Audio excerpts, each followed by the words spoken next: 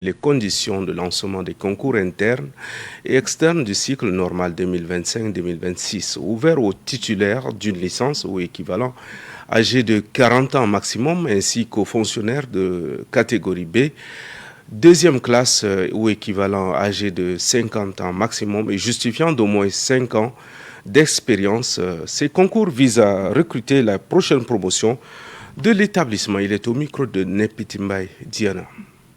L'ENA est confrontée à de nouveaux défis et nourrit de nouvelles ambitions au regard de l'évolution du contexte national et international en matière de la formation. C'est pourquoi, sous la haute impulsion du marshal Mohamed Idriss Déby Itno, l'ENA a connu une dynamique nouvelle, matérialisée par une série de réformes. Ces réformes ont permis l'adoption de nouveaux textes encadrant les missions, l'organisation et les offres de formation de l'école. Parmi ces réformes figure la suppression du premier cycle, c'est-à-dire celui qui est ouvert aux titulaires des baccalauréats. Cette suppression répond à une exigence de qualité et à la volonté d'élever le niveau des futurs cadres. Désormais, l'ENA recentre sa mission, c'est la formation des cadres intermédiaires et supérieurs, en cohérence avec les besoins actuels de notre administration. Pour ce qui est des conditions de candidature, pour les candidats internes, le concours est ouvert aux fonctionnaires classés au minimum à la catégorie B, deuxième classe ou équivalent, et ayant au moins 5 années d'ancienneté dans cette catégorie. Ils doivent être âgés de 50 ans ou plus. Pour les candidatures externes, le concours est ouvert aux titulaires d'au moins d'une licence ou d'un diplôme équivalent, âgés de 40 ans ou plus.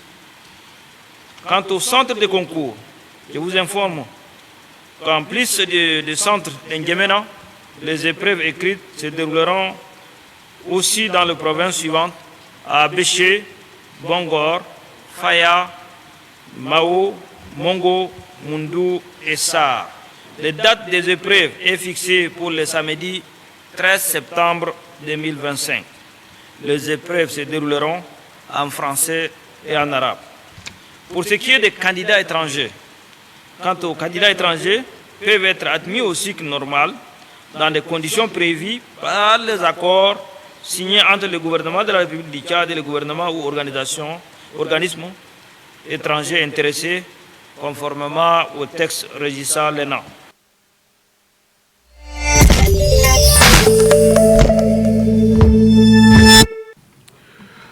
En société, le coordonnateur de l'entreprise ORN Global a lancé officiellement hier matin à la place de la Nation, en N'Djamena, les travaux d'installation de forage dans différents ronds-points de la capitale. Cette initiative est menée par ORN Global en collaboration avec le Bureau de soutien global MPS. Le reportage de Mbaye Nadi Nicolas.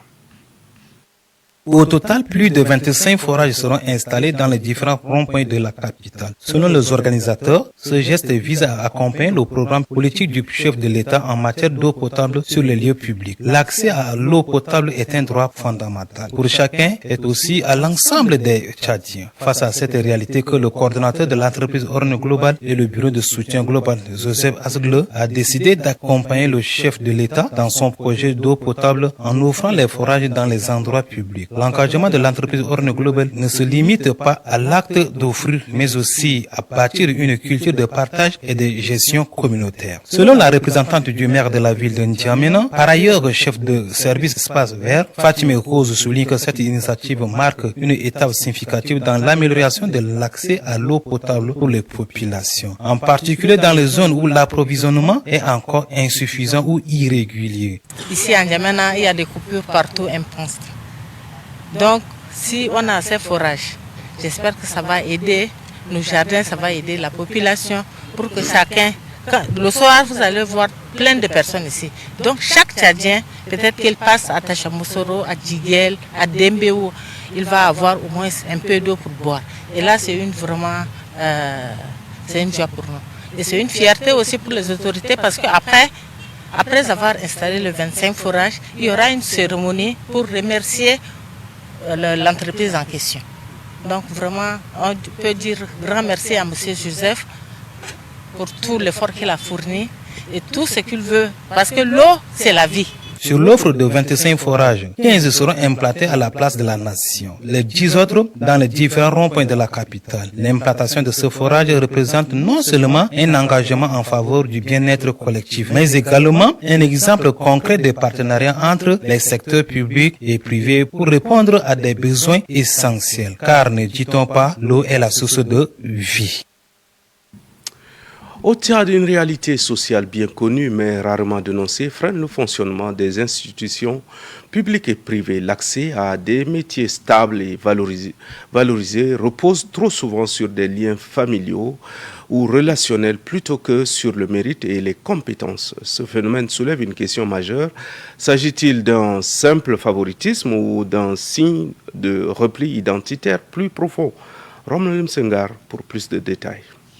Au Tchad, les carrières ne se construisent toujours pas au mérite, mais par le jeu subtil des relations, des liens communautaires ou des réseaux familiaux. À quoi assistons-nous donc? À un népotisme ordinaire ou à un repli identitaire masqué? Pourtant, c'est bien cette logique-là qui abîme notre société, ronge nos institutions et détruit la confiance des jeunes en l'avenir. Dans l'administration, dans les grandes entreprises, les ONG ou même certains corps des métiers techniques, hôpitaux, jusqu'aux petits métiers artisanaux, les mêmes logiques se répètent. Chacun aide les siens. Cette pratique est devenue presque acceptable, au point de faire passer pour naïf celui qui croit encore que le mérite peut ouvrir les portes. Pourtant, c'est bien cette logique-là qui abîme notre gouvernance. Il n'est pas rare d'entendre quotidiennement que tel est là parce qu'il est le fils de tel ou elle a été recommandée par un tel. Certains justifient cette commodité par la nécessité de protéger les leurs dans un environnement incertain. D'autres y voient en une forme de solidarité familiale ou communautaire. Mais à y scruter de trop près, ces réflexes de repli n'est-il pas aussi infermement dangereux pour le vivre ensemble? Car, à force de favoriser les membres de son ethnie, de sa région ou de sa religion, on finit par exclure les autres. Et ce qui n'est qu'un réflexe de servir devient un système d'injustice. Ce favoritisme structurel n'est pas sans conséquence. Il sape les bases même de la méritocratie. Il encourage la médiocrité, il aggrave les fractures sociales. Et, surtout, il fabrique du ressenti, de l'amertume, du désespoir. Que dire à ces jeunes diplômés brillants qui voient tous les postes accaparés par ceux qui ont des bras longs? Que penser de ces communautés entières marginalisées simplement parce qu'elles n'ont pas les bonnes connexions? Non, le Tchad ne pourra pas se construire durablement sur l'exclusion déguisée en solidarité. Le mérite ne doit pas être un luxe réservé à quelques-uns. Il doit redevenir la règle. Il est temps que l'État montre l'exemple, que les institutions recrutent de manière transparente, que les citoyens eux-mêmes refusent ce système de cooptation silencieuse. Faire reculer le népotisme et le repli identitaire n'est pas une utopie, c'est une urgence. Car il ne s'agit pas seulement de justice sociale, il s'agit ici de l'avenir de notre cohésion nationale. Rompre avec cette dynamique nécessite un profond changement de mentalité et une réforme des pratiques. Cela passe par des concours transparents pour le recrutement dans la fonction publique et les grandes entreprises. Le Tchad est riche et donc cette richesse doit servir d'un facteur d'inclusion et un atout pour le vivre ensemble.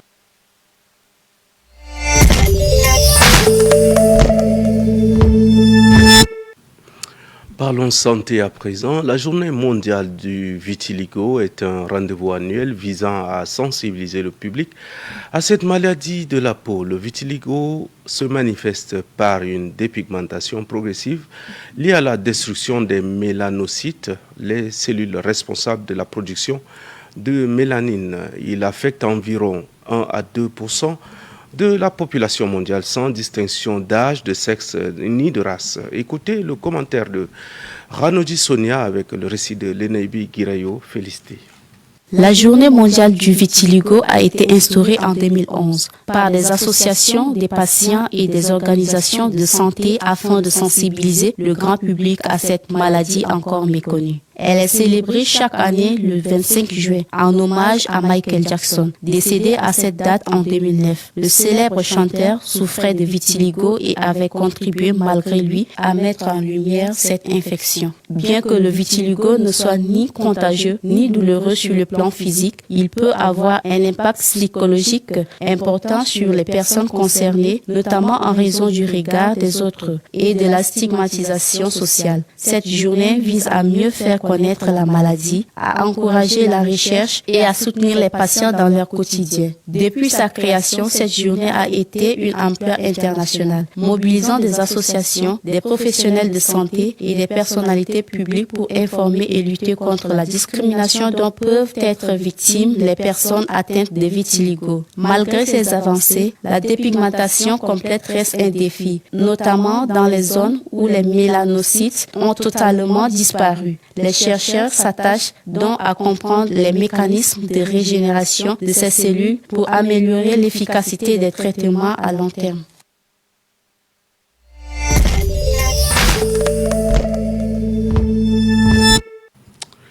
Hors de nos frontières, Donald Trump a annoncé lundi dernier que l'Iran et Israël, en guerre depuis le 13 juin, avaient accepté un cessez-le-feu qui doit déboucher sur la fin officielle du conflit entre les deux pays, dans lequel les États-Unis sont directement intervenus en bombardant des sites nucléaires iraniens.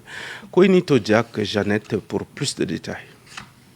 Il a été pleinement convenu par et entre Israël et l'Iran qu'il y aura un cessez-le-feu, a écrit dans la nuit le président américain sur son réseau. Quelques heures plus tard, vers 5 heures du matin, Donald Trump a annoncé l'entrée en vigueur officielle du cessez-le-feu qui doit se dérouler sur 24 heures en 2 temps. D'abord, l'Iran doit arrêter toutes ses opérations avant qu'Israël ne fasse de même, 12 heures plus tard. À la 24e heure, la fin officielle de la guerre du 12 jours sera saluée par le monde, a lancé Donald Trump, ajoutant que les deux parties avaient accepté d'être pacifiques et respectueuses. Lors de chaque phase du processus, toute cessation des hostilités représenterait un soulagement énorme chez des dirigeants internationaux, créant une escalade du conflit. Peu après, le gouvernement israélien a confirmé avoir accepté la proposition américaine, tout en déclarant qu'il réagirait avec force à toute violation du cessez-le-feu. Téhéran ne s'est pour le moment pas prononcé officiellement sur ce sujet. Un peu plus tôt, le chef de la diplomatie iranienne, Abbas Araghchi, avait simplement réagi en précisant qu'il n'existait pas d'accord formel à ce stade, même que son pays n'avait pas l'intention de poursuivre ses frappes si Israël arrête son agression. L'annonce de Donald Trump est intervenue peu de temps après que l'Iran a lancé des missiles sur la base militaire américaine au Qatar, en représailles au raid américain mené dans la nuit du samedi 21 au dimanche 22 juin sur 3 sites nucléaires iraniens. Une riposte qualifiée de très faible par Donald Trump qui a aussi tenu à remercier l'Iran d'avoir prévenu les États-Unis à temps, ce qui a permis de ne pas perdre de vie et de ne pas blesser des personnes. Et c'est tout pour cette édition. Merci de nous avoir suivis. Rappelons-nous que la force d'une nation réside dans son unité. Merci et à très bientôt.